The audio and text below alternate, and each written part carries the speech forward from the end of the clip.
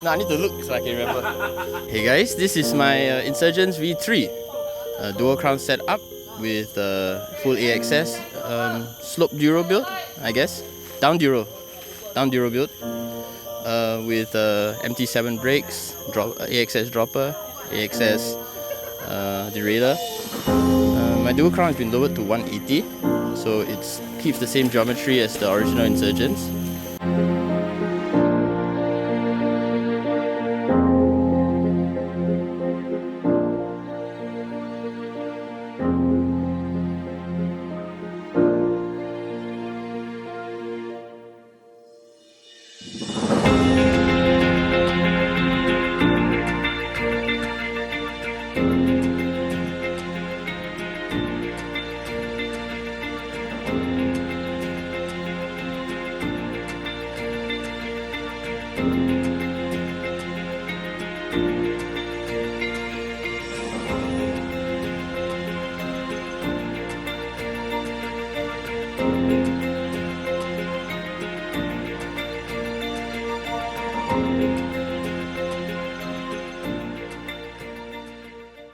I got the full title cockpit, which is the downhill stem and the new title reform bars.